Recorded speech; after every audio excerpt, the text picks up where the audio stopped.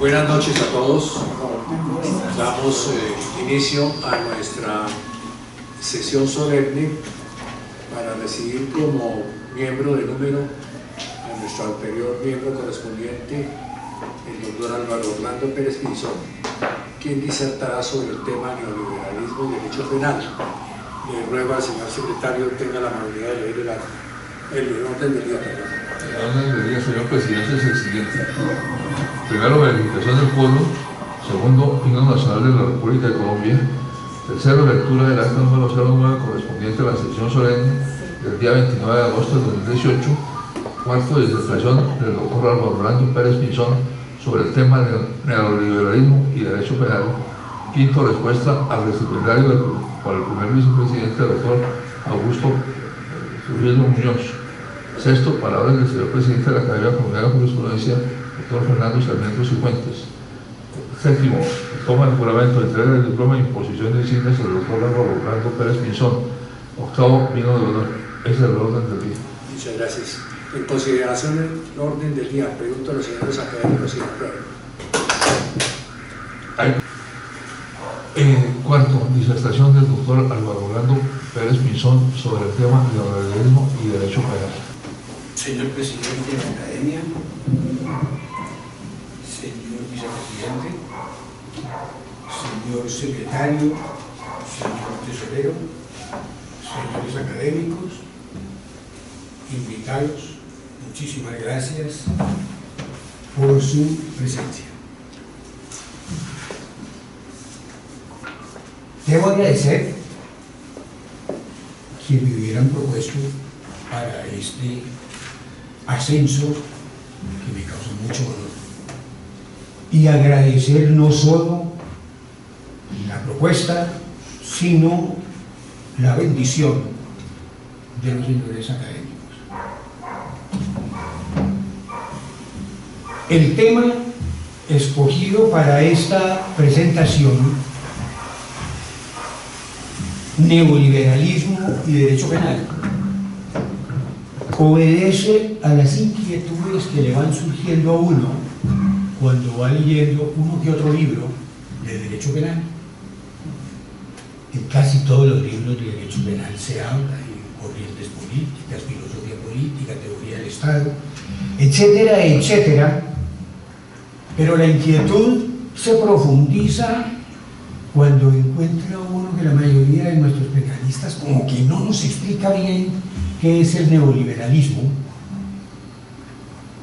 pero igualmente encontramos otros que dicen, igual que politólogos, constitucionalistas, etcétera, que es toda una ideología independiente que tiene sus propios principios, pero al mirar otro u otros escritos encuentra uno que no es una ideología, dicen, sino un instrumento muy particular que utilizan la mayoría de las corrientes políticas según las finalidades que tengan.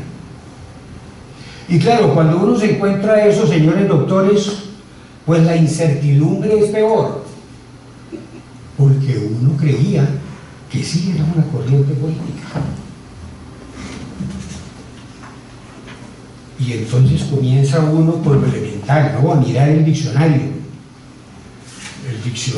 de la Real Academia, el diccionario de la señora Moliner, los clásicos de la gramática, y nos dice, por ejemplo, que el neoliberalismo es un retorno al liberalismo, punto. O que el liberalismo, el neoliberalismo, perdón, lo que busca fundamentalmente es la competencia y el robustecimiento de la empresa. Y entonces, claro, siguen las preocupaciones y se entusiasma uno y empieza a mirar libros y libros y libros, y queda, incluido este momento, señores, con más incertidumbres, pero logra captar. Uno empieza a copiar de aquí, de allí, etcétera, varios textos, y resume. ¿Qué es el neoliberalismo? Pues dice un conjunto de principios, de directrices, de opiniones, que fundamentalmente apuntan a lo siguiente. En primer lugar, la competencia. La competencia del mercado, la competencia entre los individuos, la competencia entre ciudades, entre regiones, entre altos funcionarios de los estados, etcétera, etcétera. Y que se agrega a la competencia, genera, con términos de algún autor, una batalla entre los individuos que son rivales dentro del grupo social. Los hombres son totalmente libres para eso, para rivalizar. En segundo lugar, se dice neoliberalismo supone eficiencia económica. En tercer lugar, garantía de libertad para que los hombres libres se solidaricen y tiendan al aumento de las empresas según el propio impulso de cada uno, por supuesto. En cuarto lugar, un mercado abierto, libre comercio. Quinto, privatización del mercado. Esto llama mucho la atención, por todas partes se habla de privatización, y de las empresas estatales, por supuesto. Sexto, se busca reducir la reglamentación del mercado, que era uno de los inconvenientes con el liberalismo. Séptimo, proteger la propiedad. Octavo, incrementar las negociaciones. Noveno, establecer definitivamente un estado mínimo, es decir, mínima intervención. Décimo, y esto lo vivimos todos los días, reducir impuestos y aranceles de las empresas y las industrias poderosas. 11, elevar la tasa de desempleo para reducir y ojalá acabar sindicatos y huelgas. 12, globalizar mercados. 13, cambiar la mentalidad burocrática por la identidad empresarial. Entonces, copiando de varios libros, uno logra entender que estos son los principios que manejan la mayoría de los neoliberales. Y eso viene desde hace muchos años. Nadie ha logrado establecer cuándo nació el neoliberalismo. Se dice, por ejemplo, que el liberalismo que invade el mundo actualmente nació en los 70 y en los 80, particularmente por obra de doña Margaret Thatcher y de el presidente Reagan. Tenían sus problemas tanto en el Reino Unido como en Estados Unidos, y entonces trataron de llegar a algunos puntos para robustecer nuevamente sus estados. Y parece que de allí en adelante la avalancha neoliberal se expandió por todo el mundo. Por todo el mundo. Tanto que quienes están en contra del neoliberalismo pues son fundamentalmente los teóricos, los profesores universitarios, uno que otro político, pero no todos los políticos. Pero claro, también hay observaciones y muy severas a lo que ha significado el neoliberalismo. Hay una lista larga, pero por supuesto que no la voy a leer toda. Me voy a detener, señores doctores, tal vez en lo más sobresaliente.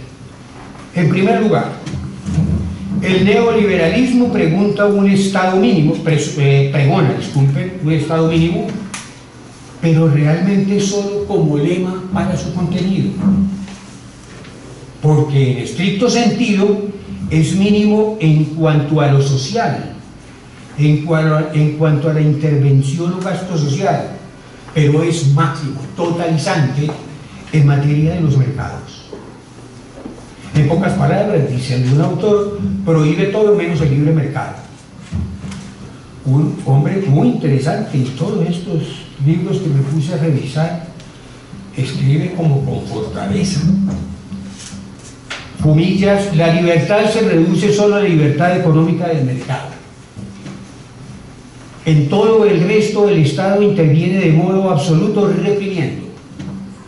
Tales planteamientos neoliberales van necesariamente acompañados, tanto en Latinoamérica como en Europa, de una serie de componentes ideológicos antiguos como los de peligrosidad, salvación de la civilización cristiana occidental, orden y progreso, y aún de la antigua división nazi entre amigos y enemigos dentro de los propios nacionales, que implica el traslado de la concepción de guerra al interior del país. Claro, fruto, explica este autor, de la rivalidad que genera entre los individuos, entre las instituciones, el neoliberalismo. En segundo lugar, afirman, al centrarse el neoliberalismo en la libertad más absoluta para competir, tanto el hombre como las instituciones terminan operando unas contra otras y no todas en la misma línea. Esto, permítanme un paréntesis, cuando lo encontré en varios textos me hizo recordar la época en que empezábamos por allá de jueces municipales y uno veía muchas luchas entre el F2, lo que después fue el DAS, la policía en general y el ejército, por buscar el aplauso. Eso se ve hoy, ¿no? Estoy mencionando simplemente un ejemplo ya de hace varios años. Por eso se afirma que el liberalismo no solamente destruye reglas, instituciones y derechos, sino que produce relaciones sociales y crea subjetividades orientadas a la ganancia, al triunfo y, desde luego, a la polarización extrema entre ricos y pobres. El neoliberalismo obliga a la competición generalizada, sujeta las relaciones humanas al modelo del mercado, empuja a las desigualdades. Allí en el texto escrito están las citas correspondientes, los pies de página correspondientes. Otro estudioso que entiendo es de lo más importante del mundo en la actualidad escribe: la opción neoliberal ha sido fatídica tanto en términos emocionales como económicos. Cada individuo está cada vez más obligado a adoptar la actitud económica del empresario responsabilizado y competitivo. La correspondiente actitud psíquica es la típica de los individuos tensos e inquietos que se miran unos a otros con sospechas mutuas y escasa confianza. La búsqueda de la libertad, libertad moral, libertad de mercado, libertad individual, trae aparejada el riesgo de la inseguridad y la tentación de responder con represión. En este escenario cultural, no es sorprendente que los pobres indignos sean tan temidos y odiados. Elegir la libertad tiene su precio, y casi siempre son los pobres y los débiles los que tienen que pagar. Tercer reparo: quien delinque debe ser castigado con fortaleza, pues perturba el derecho a la libre competencia de los individuos. Como se aparta de las reglas establecidas que fijan las directrices legales sobre el mercado y la competencia, requiere de un severo castigo.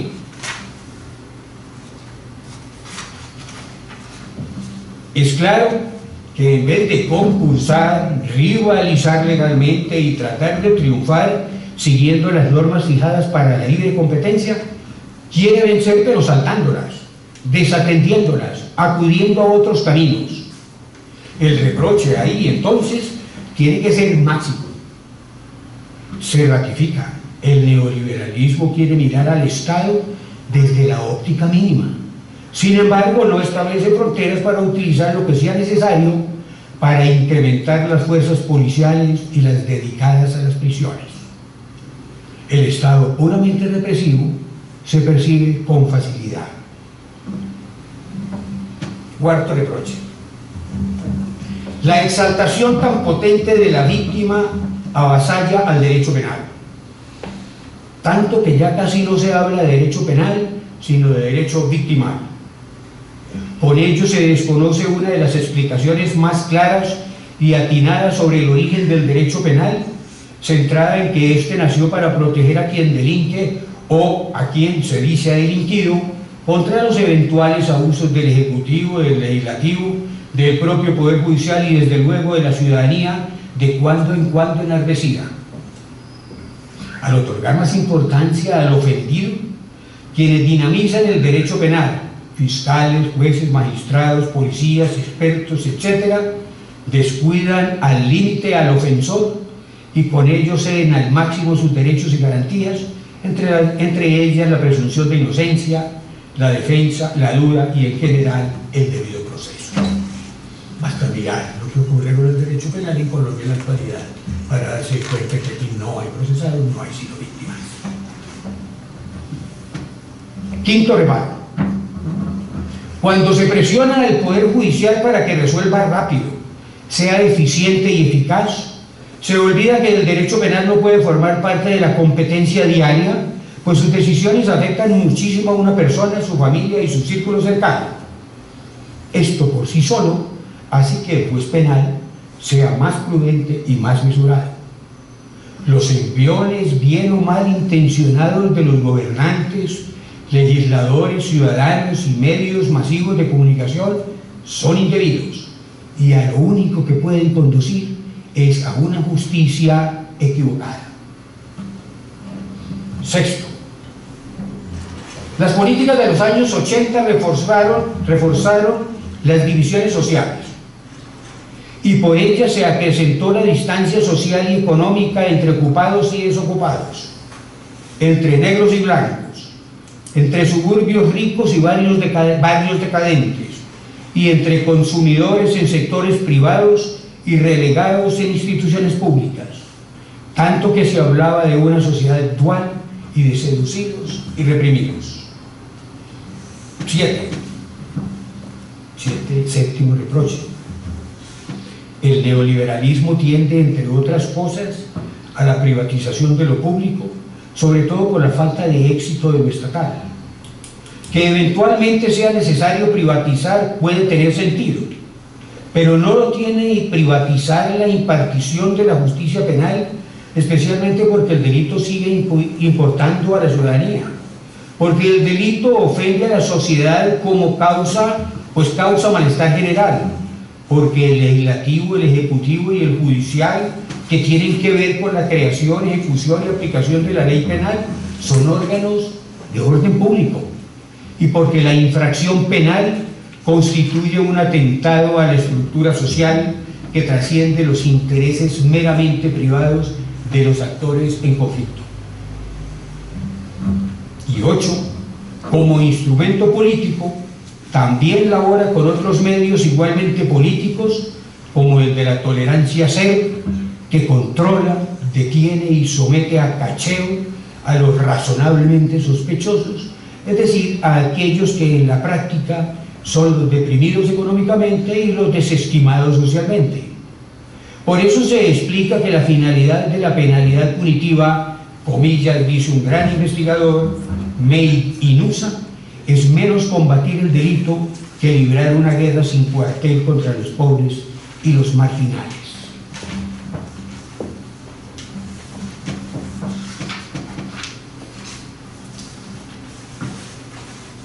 Me he referido a las principales observaciones y digamos las más comprensivas al neoliberalismo. Miremos ahora cuál es el derecho penal de los neoliberales.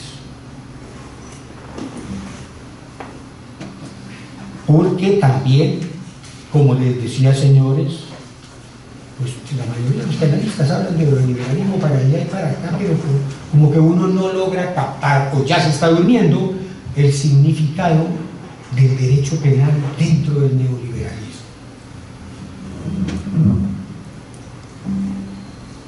Se sigue afirmando que por coincidencia o deliberadamente,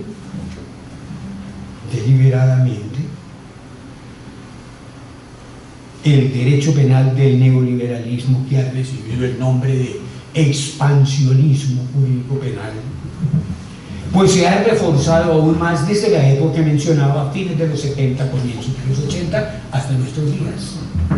Otra vez doña Margaret Thatcher y el presidente Reagan. Ese neoexpansionismo jurídico penal se hizo o se sigue haciendo especialmente, señores, para proteger al máximo los bienes jurídicos, para perseguir la desviación, es decir, la peligrosidad y la criminalidad, acudiendo a todos los medios que sean estimados como imprescindibles, y se usa además para amenazar a la ciudadanía con el uso desmedido del derecho penal y particularmente de la pena en su calidad y cantidad. Veamos algunos de los principales rasgos de ese derecho penal que recibe el nombre de expansionismo jurídico penal, que realmente ha sido avasallador en los últimos años, casi que todo el derecho penal, no solamente en Colombia, desde luego. En primer lugar, comienza con hacer algunas observaciones sobre la relación de causalidad, que es un tema que toda la vida se ha trabajado en derecho penal y que no ha tenido mayores inconvenientes, salvo las varias teorías que pretendían explicar la relación causal en derecho penal. Pero comienza a cambiar el asunto. Ya comienza a ser más científico el derecho penal y entonces se dice, no, ya la relación de causalidad no implica una concreción de lo que quiere hacer la persona en el resultado, sino una posibilidad de concreción en el resultado. Es decir, ya no necesita el juez penal, honorables señores, demostrar que esta persona realizó un comportamiento que produjo este resultado, sino que esa persona realizó un comportamiento que posiblemente tuvo algo que ver con ese resultado. Ya se va entendiendo por qué se le dice expansionismo, ¿no? Es alargamiento. Ya no se habla de certeza, de plena prueba o de convicción más allá de toda duda sobre el nexo de causalidad, sino de la probabilidad. Se acude para estos penalistas a todos estos estudios sobre la relatividad, que recuerdan mucho a ese gran maestro Einstein para decir también tiene que haber relatividad en materia de derecho penal. Por la misma vía, en segundo lugar, se produce un cambio aparentemente inocuo en derecho penal. Los penalistas, por ejemplo, decían y siguen diciendo, en derecho penal hay delitos de resultado, delitos de peligro, y clasificaban los resultados y clasifican los peligros. Pero ahora aparece el derecho penal, el expansionismo jurídico penal, diciendo no, es mejor que hablemos de riesgo. Y eso aparentemente no dice nada, reitero, pero dicen mucho. Porque antes del expansionismo jurídico penal o de la intensificación del mismo, doctores, se decía si es un delito de peligro en cuanto estuvo muy cerca de producir un resultado malo. Pero con el expansionismo no. Se trata de un comportamiento que constituye un riesgo, quiere decir, en términos de estos juristas, se trata de un comportamiento que de pronto puede constituir un peligro de producción de un resultado lesivo. Y tiene un cambio drástico, ¿no? Porque entonces el derecho penal ya no tiene que ver con el comportamiento de una persona contra un bien jurídico hoy, sino con el comportamiento de una persona que puede producir algo indebido dentro de 10 años, 20 años, 30 años. Por eso les digo, aparentemente eso es inocuo, pero tiene demasiado contenido. En quinto lugar, muy consecuente con el neoliberalismo, esta corriente hace resurgir la victimología, el estudio de las víctimas, pero no para trabajar seriamente con las víctimas, sino para mostrarlas en televisión, para volverlas a hablar por la radio, para que ciertos grupos, ONGs, etcétera, etcétera, las muestren al grupo social, o las muestren a nosotros, con tres finalidades primordiales. Una, producirnos tristeza, melancolía por aquellas personas que padecen, sufren, tal como, repito, lo dicen las fotografías, la televisión y todas las redes. Dos, quieren hacernos sentir miedo, porque si estamos viendo tantas víctimas a través de los medios, pues nos vamos atemorizando, porque nadie nos asegura que no podamos ser víctimas. Y tres, ¿qué buscan? Generarnos rabia, ira hacia el causante de esa victimización. Y por supuesto, señores, reunidos estos tres factores, se logra que la sociedad justifique sin ningún inconveniente cualquier comportamiento represivo que se produzca.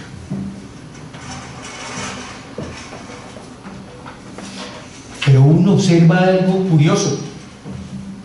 Generalmente las víctimas que son enseñadas al pueblo son las que sucumben ante la denominada criminalidad clásica, común y corriente o tradicional, o la delincuencia económicamente muy dañina, pero cometida por personas de clase media o baja, y no más, no más. Séptimo principio o criterio, etc. El expansionismo jurídico-penal busca dar tranquilidad y seguridad a la ciudadanía ante esos nuevos riesgos de ser víctimas generados por el avance y las consecuencias de la ciencia, las tecnologías, la economía, la división del trabajo, etc. Por ejemplo, limpiando ciudades, amontonando desempleados, cacheando desocupados y restringiendo temporalmente la libertad de quienes caminan por la calle sin rumbo fijo mientras se averiguan sus antecedentes. 8.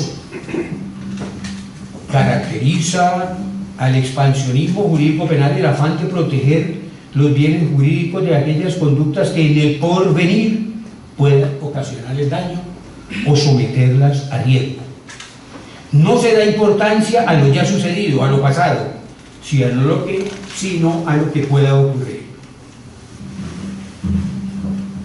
9. Algo que se ha visto en todo el derecho penal, pero que ahora le dan más fortaleza: la sanción autónoma e independiente de algunos comportamientos que en estricto sentido equivalen a meros actos preparatorios, tradicionalmente carentes de reproche penal, como sucede con el concierto para delinquir, con la conspiración para cometer rebelión o sedición, y estamos al día, corritos de marihuana en los bolsillos. 10. La desformalización, flexibilización o pérdida de entidad de los principios esenciales del derecho penal, con el propósito de dar mayor trascendencia a la prevención, construir la sensación de seguridad en la ciudadanía y enseñar más efectividad en la solución de los conflictos sociales. 11. Ya en el terreno procesal, todos los días lo estamos viendo, cómo se concede más y más elasticidad a los medios de prueba. Y dentro de esto, la inclusión y mantenimiento de los infiltrados, casi hermanos del bastante discutible derecho penal premial, en sus varias modalidades y circunstancias anejas. Muchos agentes provocadores, bastantes agentes tapados, multitudinarios agentes encubiertos arrepentidos y dentro de todo ello la delación y la soplonería. Por supuesto, la maleabilidad de la prueba ilícita, tanto que es fácil constatar que se da más trascendencia a su justificación excepcional que a su mismo contenido, todo para enseñar contundencia demostrativa, agilidad, eficacia. Otro punto, ofrecimiento y saturación del principio de oportunidad, de allanamientos a cargos, acuerdos, preacuerdos y demás negociaciones entre el Estado y el indiciado, sospechoso, imputado, acusado y hasta condenado. Es la incentivación y el premio por la rendición, la delación y la ayuda a la investigación. Otro punto, la desmesurada apertura, reiterémoslo, que dentro de la ley y jurisprudencialmente se otorga a la víctima del delito. Búsqueda de reducción de la estimación y del crédito hacia el Poder Judicial para dar más importancia a la policía, al ejército, a quienes administran las cárceles, etc. Yo creo que este punto no necesita ningún comentario. Yo no sé qué pasó con el proceso 8000, con la parapolítica, pero se le vino el mundo encima al Poder Judicial.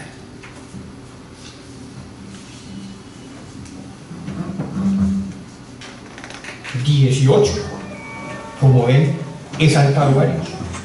Derecho penal diseñado y organizado no por los científicos ni por los expertos, sino aparentemente por la opinión pública, precedida desde luego por algunos medios y naturalmente por el poder político que lo dirige. Aparentemente este sigue el clamor social que pide más tipificaciones y más penas. Apoyo tácito o expreso a la nueva criminología del control que explica la desviación con base en los defectos, en la ausencia de control social externo o interno y en la trascendencia del nihilismo, del placer y del egoísmo.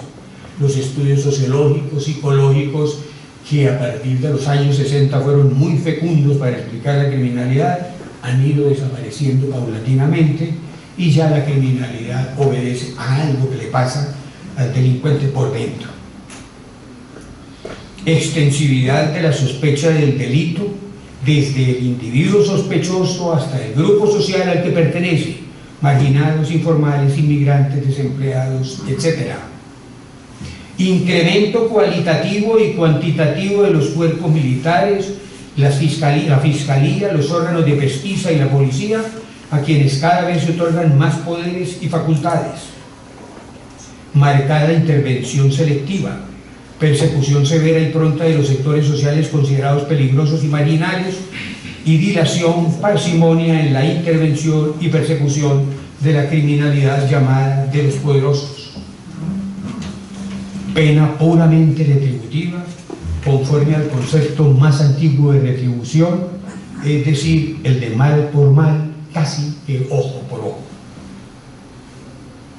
Teoría del delito casi que extinguida y de lo que queda bastante modificable, variable, adaptable, con notoria preeminencia del estudio de los delitos concretos, es decir, de la parte especial del Código Penal. Retorno a los planteamientos positivistas iniciales, peligrosidad, relación entre delito y apariencia, y determinismo cerebral previo a la decisión sobre la comisión del delito, neurociencia y delito. Algo que no se puede dejar de lado, respuestas penales populistas, mediáticas y coyunturales.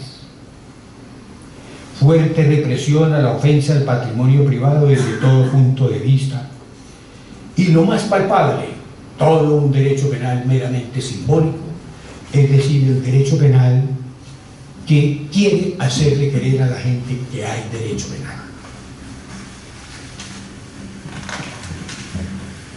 Por último, y esto ya tiene que ver más que todo con Colombia, es un derecho penal fragmentado por tantas teorías del delito, tantas clases de juez. Por ejemplo, como sucede, un derecho penal general se dice de sustrato alemán, y un derecho penal especial, también se dice de tendencia italiana, y un derecho penal sustancial continental de la mano de un derecho procesal penal anglosajón. Es así un derecho penal angustiado, un derecho penal absorbido. Esos son los principales rasgos de esta tendencia expansionista del derecho penal, generales, trabajados en el mundo, no solamente en Colombia. Sigue, doctores, un puntico sobre el neoliberalismo en Colombia. Por supuesto, la revisión de varios trabajos, investigaciones sobre este tema en Colombia permite concluir que sí hay neoliberalismo. Unas 2 o 3 investigaciones dicen, por ejemplo, que la constitución política nuestra es neoliberal.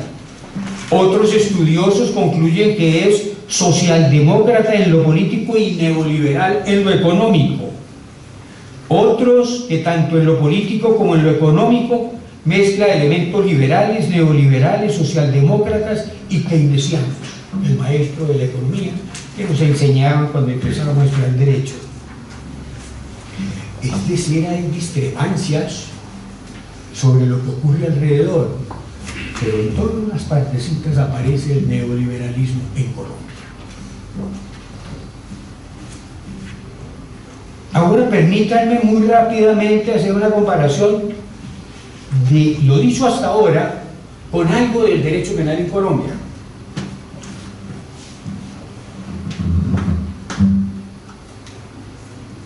Se puede concluir que la relación entre el neoliberalismo y su instrumento jurídico penal, el expansionismo, es palpable en Colombia. Por ejemplo, en el Código Penal, la Ley 599 del año 2000, muy especialmente la última parte del inciso primero del artículo 9, que uno ve que los comentaristas, los tratadistas lo utilizan bastante, tras recordar que el delito se compone, como nos decía en la Universidad de Tipicidad, Teoría de Culpabilidad, añade comillas, la causalidad por sí sola no basta para la imputación jurídica del resultado. Se afilia, dice, y parece que así es si estudiamos los antecedentes cercanos del Código Penal vigente, que se afilia al menos parcialmente a la teoría de la imputación objetiva, que es el principal ejemplo teórico del expansionismo jurídico penal, es decir, del derecho penal del neoliberalismo. Es también curioso esa teoría de la imputación objetiva, que es muy importante, por supuesto, y es trabajada por eminentes profesores alemanes, invadió Colombia. Invadió Colombia, y la mayoría de los profesores de bajo ejercicio, muchos jueces, muchos magistrados, son felices hablando de la teoría de la imputación objetiva. Solo que nos olvidamos de algo que el mismo creador del gran tratado sobre esa teoría, el profesor Ginta Jacobs, advierte: por favor, esto no es para todas las sociedades. Él mismo lo advierte. Pero aquí lo aplicamos, y en América Latina, no es un mal solamente nuestro. 2. En el Código de Procedimiento Penal, la Ley 906 del 2004, se perciben como ejemplos las siguientes connotaciones neoliberales o expansionistas del derecho penal. 1. El artículo 11 es un gran catálogo de los derechos de las víctimas, considerablemente amplificado por la jurisprudencia, sobre todo de la Corte Constitucional. 2. Los artículos 132 y siguientes, que regulan justamente lo atinente a las víctimas y a su intervención en la actuación penal, ¿no? Aquí tenemos un proceso penal supremamente complicado, porque interviene un fiscal, interviene un juez, interviene por supuesto un procurador, puede intervenir un defensor público, interviene el defensor del procesado, y por supuesto que allá van. No es que a mí me fastidien las víctimas, ni más faltaba. Lo que pasa es que las víctimas deben buscar su reparación en otro lado, pero no en el derecho penal, no en el derecho penal. 3, doctores, artículos 200 y siguientes respecto de los órganos de indagación e investigación. Dentro de ellos se destaca el cuerpo de policía judicial, constituido fundamentalmente por los agentes de investigación adscritos a la Fiscalía General de la Nación. En importante medida es el cuerpo técnico de investigación, que le dicen CTI, el que adelanta la pesquisa, por supuesto, al menos formalmente dirigido por un fiscal. 4, artículos 241, 242 y 242A, que quieren reglamentar la institución de los infiltrados, particularmente de los agentes encubiertos. 5, la imposición de medidas de aseguramiento cuando, comillas, el imputado constituye un peligro para la seguridad de la sociedad o de la víctima. 6, la privatización del derecho penal, que se desprende sin mucho esfuerzo del principio de oportunidad, de los preacuerdos y negociaciones entre la Fiscalía y el imputado o acusado, y de la justicia restaurativa, con algunos de los principales elementos de trabajo, su conciliación y su mediación. El procedimiento penal, concretamente el juicio oral, siempre ceñido al artículo 250.4 de la Constitución Política, en virtud del cual el juicio debe ser público, oral, con inmediación probatoria, contradictoria y concentrado en palabras ordinarias, corriendo. Y ya arribo al final. Sin olvidar, desde luego, que recientemente se creó la institución de la acusación penal privada. Es decir, las víctimas directamente pueden empezar a investigar con sus representantes. Para concluir, señores, permítanme tener en cuenta que algunas protestas de nuestros días son suficientes para afirmar que el Estado colombiano es neoliberal expansionista. Primera, la reiteración de una política ya tradicional en Colombia. Es necesario reducir los impuestos a las empresas, las sociedades, etcétera, para que sus arcas no sean disminuidas y con ello puedan proporcionar ejemplo y por consiguiente empleo, y por consiguiente salario a los desvalidos económicamente. El poder económico entonces no tiene nada que ver con las denominadas clases desprotegidas. Segunda observación del diario Discurrir: el grito de una parte de la sociedad colombiana que pide creación de la prisión perpetua para determinados delitos. Tercera, el clamor de una parte de nuestra sociedad que pide hacer infecundos y estériles a los hombres que han cometido determinados delitos.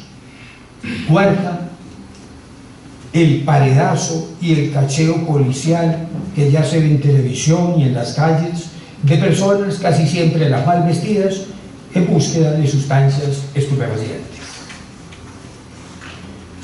Veamos ahora sí las conclusiones concretas.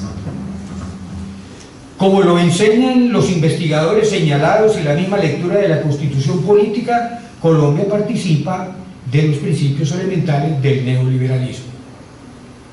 2. La tendencia a la privatización del derecho penal ya bastante avanzada, con abandono sensible de lo público. Es fácilmente captable en la ley penal, especialmente en la ley procesal penal. 3. La casi renuncia al peligro sustituido por el riesgo para alargar el derecho penal hasta la posibilidad de conductas futuras lejanas. 4. La utilización diaria permanente de las víctimas. 5. En la práctica, en el diario vivir y hasta en la literatura penal, la abdicación a los principios penales y a la teoría del delito, fundamentos indiscutibles de toda construcción jurídico-penal, en pro del pragmatismo, la eficiencia y la eficacia. 6. Los comportamientos orientados a crear manchas negativas en la justicia. Como regla general, todos los días se captan manifestaciones hasta agresivas contra funcionarios e instituciones de ella. La idea, da la impresión, es la de desacreditar la justicia al máximo. 7.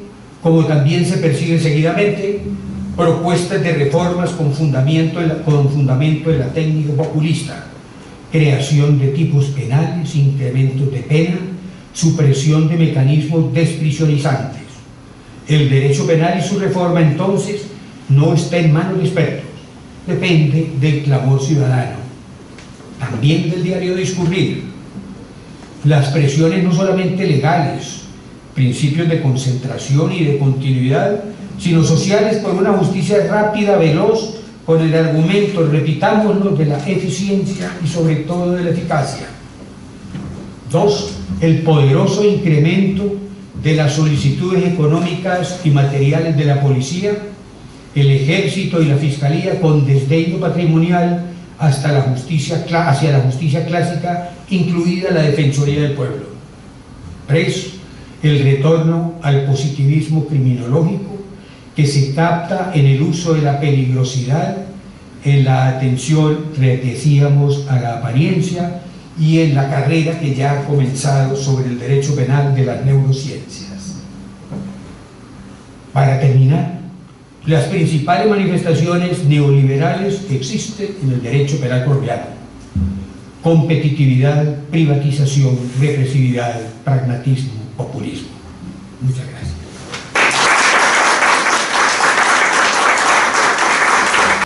Respuesta del disciplinario a cargo del primer vicepresidente, doctor Augusto Curillo Muñoz. Señor presidente de la corporación, señores académicos,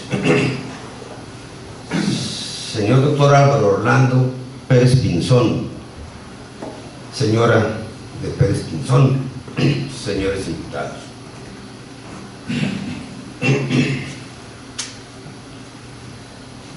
La democracia es antigua y el liberalismo es moderno. Aquella se expresó entre los griegos, mientras éste nació para nutrir las revoluciones burguesas que privilegiaron la idea de libertad y se enfrentaron al absolutismo monárquico en los siglos XVII y XVIII. Una y otro se encontraron a mediados de la nueva centuria. Ya el siglo XX asumió los conceptos de liberalismo y democracia como afines, o al menos como complementarios. El encuentro se produjo al amparo de un pensamiento social que surgió como resultado de la industrialización y de unos sucesos posteriores que llevaron a la sociedad europea a interrogarse a sí misma. Allí hunden su raíz los socialismos, que nacieron privilegiando la idea de igualdad y terminaron dando espacio a la consolidación de la idea de socialdemocracia. Con ella se formula una teoría política, económica y social que apoya la intervención del Estado en el marco de la economía capitalista, donde se garantizan las libertades y se suscribe la democracia de representación. La socialdemocracia quiso entonces equilibrar la ecuación libertad-igualdad, y su evolución trajo para Europa una organización institucional que se conoció como Estado del Bienestar. Después de la segunda posguerra, los europeos se comprometieron con la paz y para ello construyeron un mercado común que se convirtió en la semilla de la Unión Europea.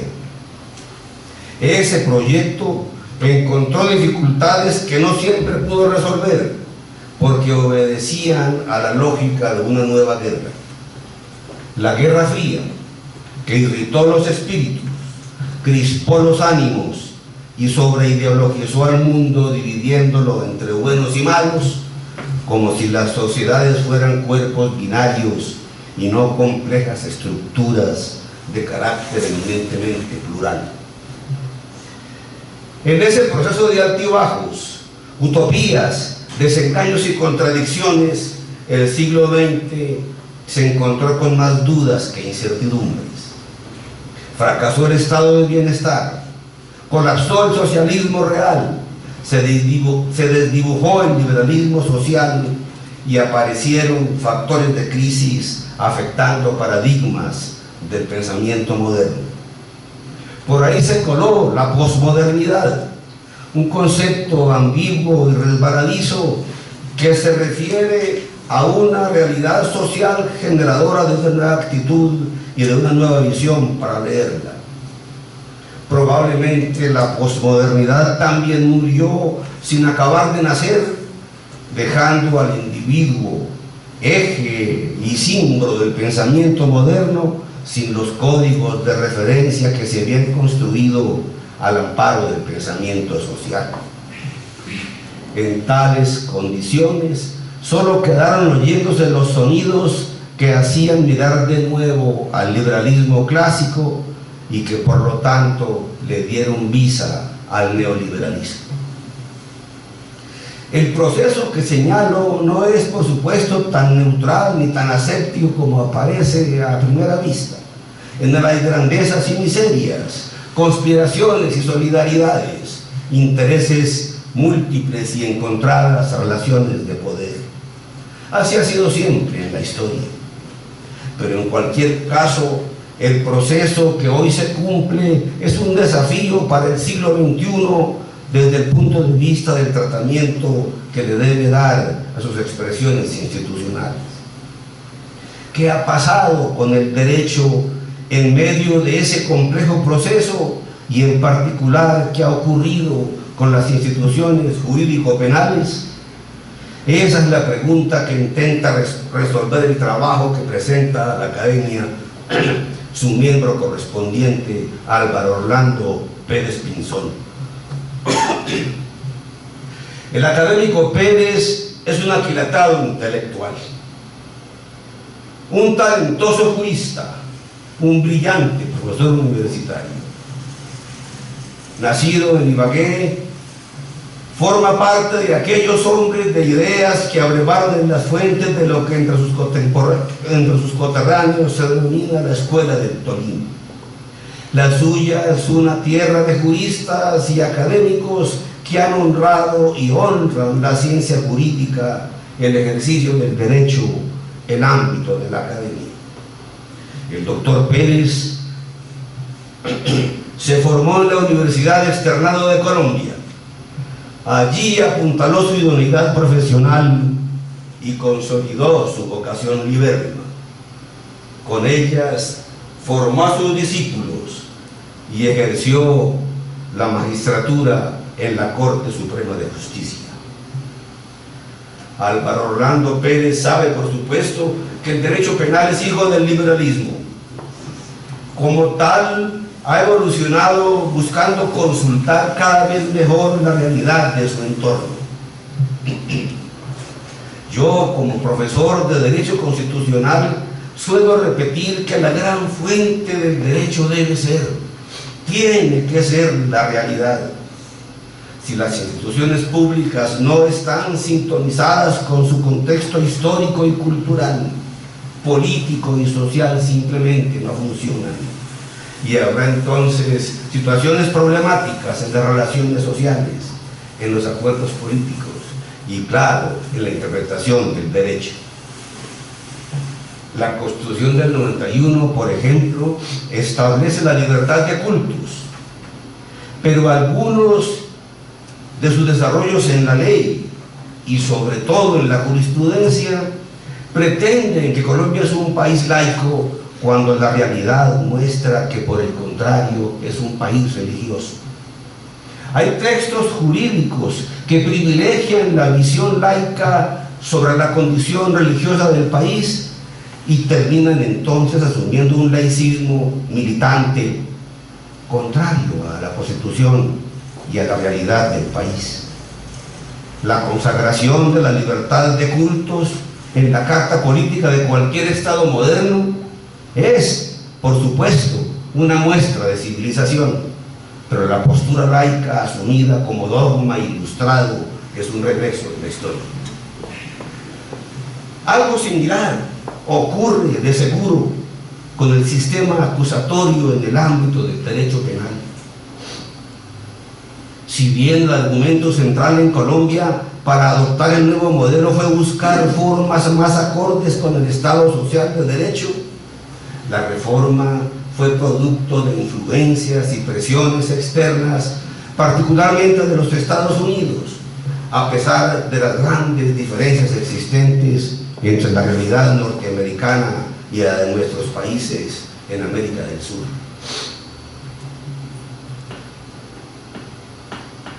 Estas reflexiones iniciales, que muestran algunos ejemplos, ponen de presente la problemática que se desprende de la dicotomía entre instituciones públicas y realidad cotidiana. La cultura es producto de un medio social, de un pasado irrevocable, de un momento histórico, de una determinada sensibilidad colectiva, anotó alguna vez el maestro Darío Chandía. Los pueblos con historia heredan emociones, ideales, inclinaciones instintivas que determinan su manera de sentir y pensar, de creer y esperar. Las instituciones deben entonces adaptarse necesariamente a esas circunstancias.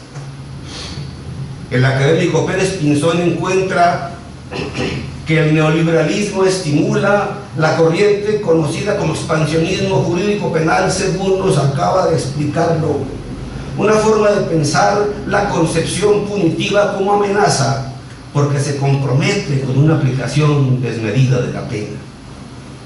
A su juicio, en Colombia se está dando una relación funcional entre el neoliberalismo y el derecho penal que se mueve a contrapelo del garantismo propio del Estado social de derecho. Ahí está, nos acaba de decir el académico Pérez Pinzón, la postura disruptiva frente al garantismo jurídico que se desprende de la gestión de la señora Thatcher en el Reino Unido y del señor Reagan en los Estados Unidos durante la década de los 80. Aquella y agrega el doctor Pérez, aplicaron unas políticas resultantes de la función de ideas neoliberales e ideas neoconservadoras. Por cuenta de las primeras, se privilegió el imperio del mercado, y por cuenta de las segundas, una suerte de cultura del control y de excesivo reglamentarismo limitante de la autonomía de las personas. Concluye el académico Pérez que hay una estrecha relación entre el derecho penal y el neoliberalismo. Esa relación se refleja en Colombia, como muestran los ejemplos con los cuales el académico Pérez ilustra sus afirmaciones. Pero además critica lo que a su juicio son tendencias peligrosas. Tendencia hacia la privatización del derecho, hacia el fortalecimiento de organismos como la fuerza pública y la fiscalía, desdeñando los órganos tradicionales de la rama, y hacia recuperar el positivismo criminológico, en donde la apariencia y el determinismo pueden neutralizar derechos y libertades inherentes a la persona humana. En el trabajo del académico Pérez, polémico de suyo, el derecho penal nos pone de presente cómo se alejan los días en que liberalismo y democracia avanzaban hermanados por los caminos de la historia, que parecía garantizar un futuro mejor que el presente. Preocupa, inquieta, ajusta pensar que se altere la esperanza que ayuda a mirar con optimismo el horizonte.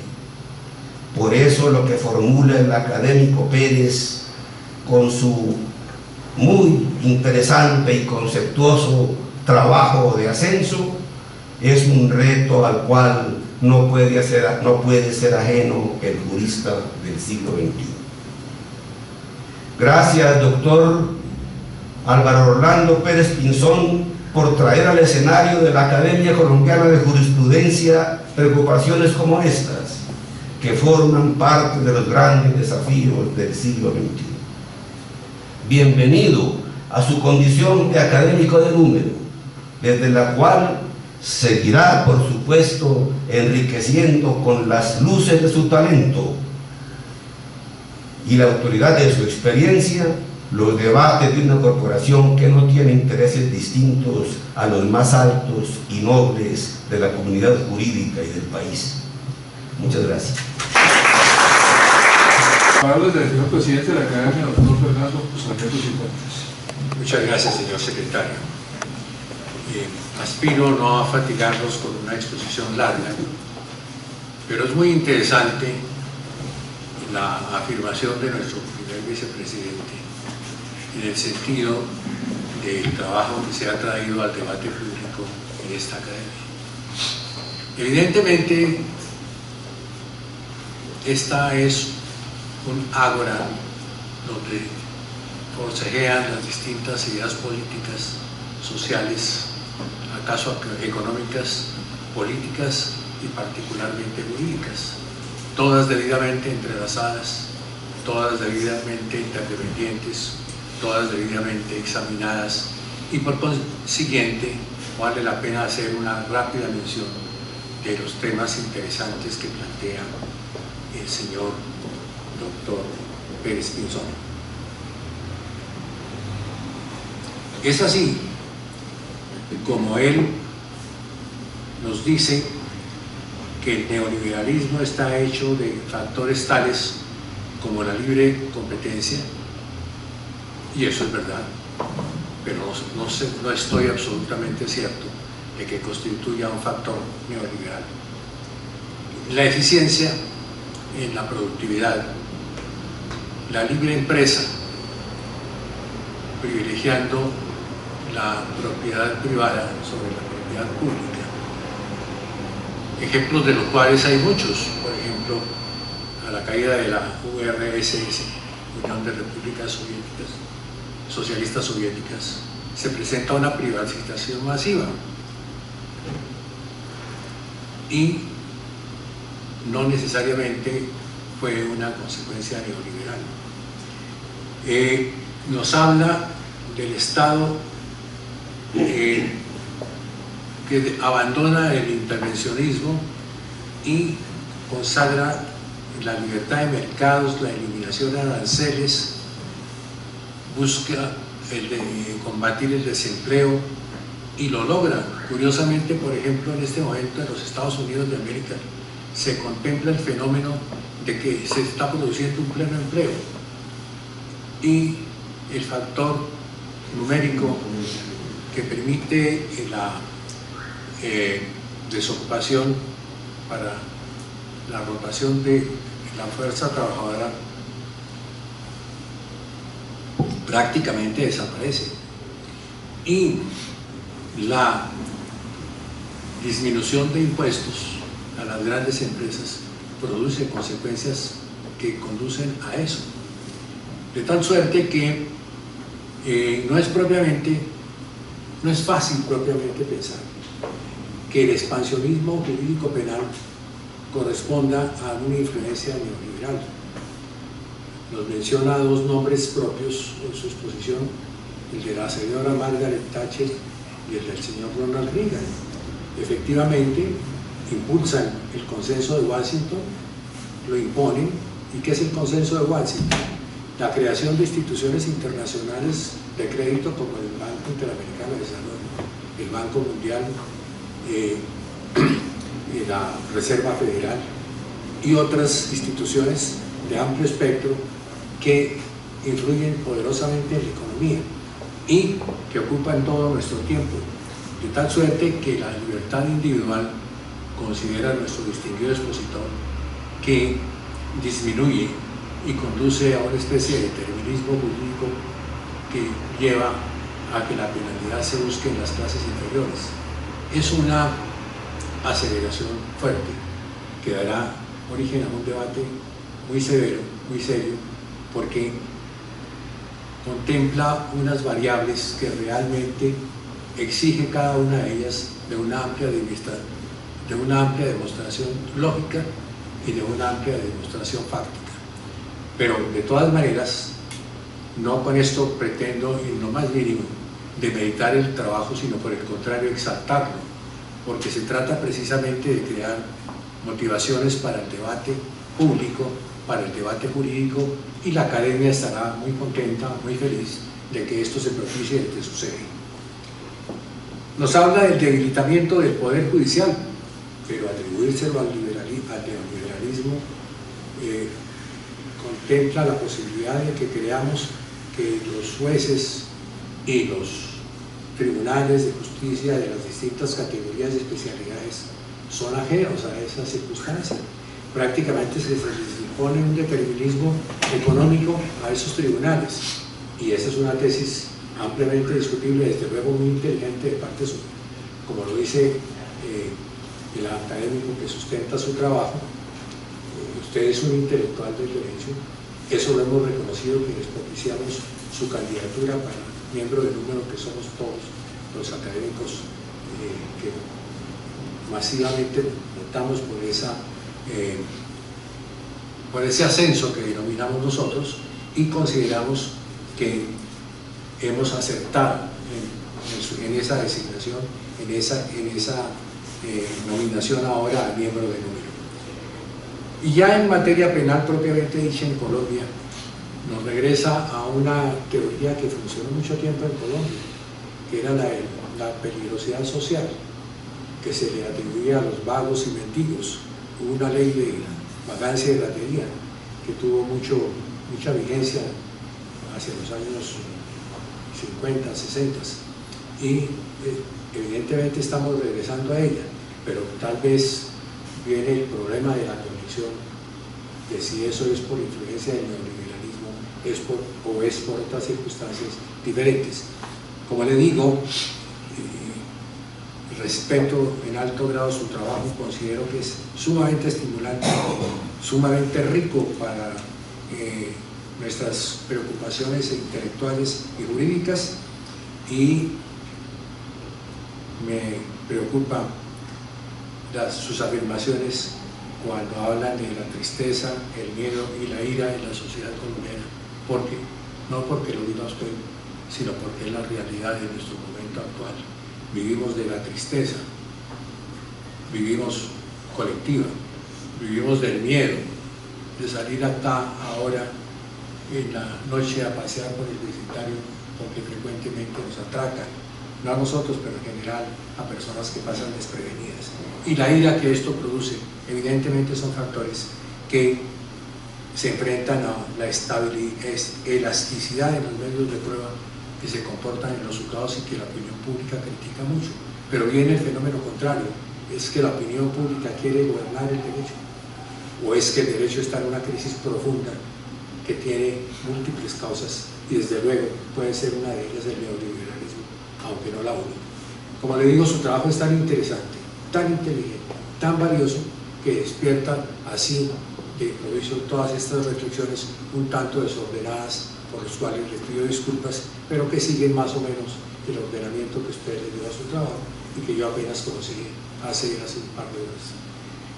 Lo felicito sinceramente, de corazón, le doy la bienvenida a esta academia, y me voy a permitir leer algunas breves notas sobre su hoja de vida que tengo acá y que me parecen igualmente dignas de ser conocidas de todos.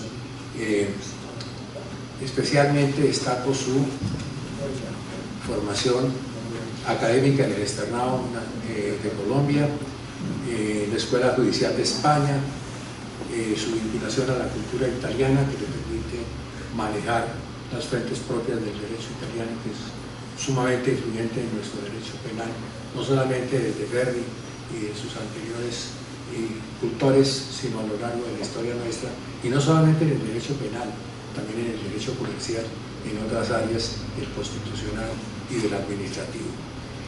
Ha sido profesor de varias universidades del país, como el Externado, la Universidad Católica, la Universidad del Tolima, la Santo Tomás de Bogotá, la Nacional de Bogotá, la Universidad Libre de Colombia, en sus sedes de Bogotá, Barranquilla, Cali y Pereira, la Universidad de Gran Colombia, la Simón Bolívar de Barranquilla y la Universidad de Rosario. Tiene muchísimas publicaciones, y ha participado en otras obras colectivas, de entre ellos los principios generales del proceso penal, la introducción al estudio de la casación penal, el curso de criminología, y nos ha dado muestras de esa variedad de conocimientos penales y jurídicos que usted posee y que le han merecido importantes distinciones, como de ser conferencista en diversas ciudades de Colombia, miembro de la Comisión Gubernamental conformada para la Reforma Integral de la Justicia en Colombia y de la Sociedad Internacional de Defensa Social de Francia, Société Internationale de Défense Sociale, miembro del Consejo Editorial de la Revista General de Derecho Penal, miembro del Consejo del Comité Directivo y Científico del Instituto de Derecho Penal Europeo y de otras importantes instituciones que por gracia de la brevedad debo abreviar. Dicho esto, procedo entonces a posesionarlo como miembro de número de esta academia. Jura usted ante Dios y promete ante esta academia respetar los estatutos y cumplirlos y continuar su tarea docente, jurídica, de respeto al derecho y a la sociedad colombiana. Sí, bueno. Si así fuera, que Dios se lo premie, que se lo, y la academia igualmente se lo reconozca. Muchas gracias. A usted, presidente. Procedemos a entregarle el diploma que lo acredita como número de número y que dice así: Academia Colombiana de Jurisprudencia. El señor doctor Álvaro Orlando Pérez Pinzón ha sido inscrito en esta corporación como miembro académico de número en atención a los méritos y demás circunstancias que concurren en él, y para que conste se les pide el presente diploma en Bogotá a 10 de octubre de 2018, el presidente, el vicepresidente, el secretario.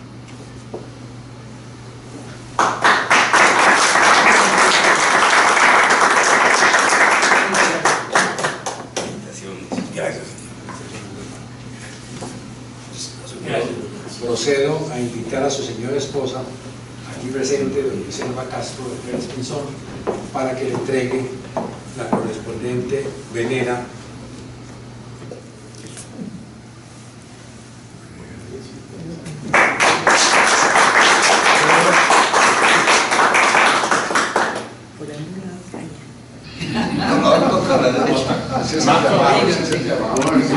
No es